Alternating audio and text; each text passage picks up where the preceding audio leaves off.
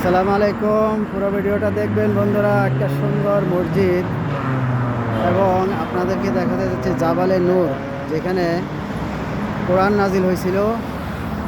আমাদের নবী যেখানে মদিনা যাওয়ার পথে যে পাহাড়ের মধ্যে কোরআন নাজিল হয়েছিল, ওই পাহাড়টা আপনাকে দেখাবো অনেক দূর থেকে, কাছ থেকে না।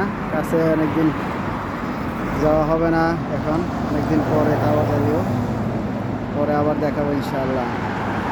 সাথেই থাকুন। এই যে মসজিদটা, মসজিদের পাশে দিয়ে আমি যাচ্ছিলাম একটু কাজে। এটা একটা অনেক সুন্দর মসজিদ। বাহির থেকে বাহিরের দৃশ্যটা দেখাইলাম। এক সময় এই এই মাটিটাতে ওমান থেকে যারা আসতো তারা সবাই এখানে প্যান্ডেল বানতো। হজ করার জন্য যারা ওমান থেকে আসতো, হাজি সাহেবরা এখানে কি করতো, প্যান্ডেল বাঁধে রাত গুজার করতো, রাতে থাকতো। এটা ওই হিসাবে এখনও মাঠ হিসাবেই আছে।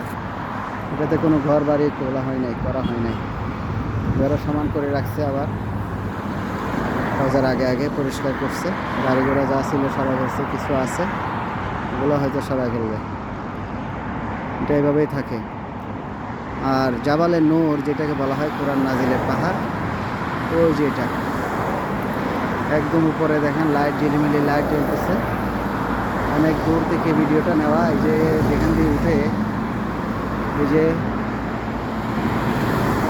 ওঠার, এই যে দুইটা বিল্ডিংয়ের মাঝখানে যে রাস্তাটা, এটা হলো ওঠার রাস্তা। ওই দিক দিয়ে ওঠে সিঁড়ি। এই যে সিঁড়ি দেখা যাচ্ছে ওভাবে, ওই লাইটও দেখা যাচ্ছে লাস্টে ওই পাহাড়ের উপরে।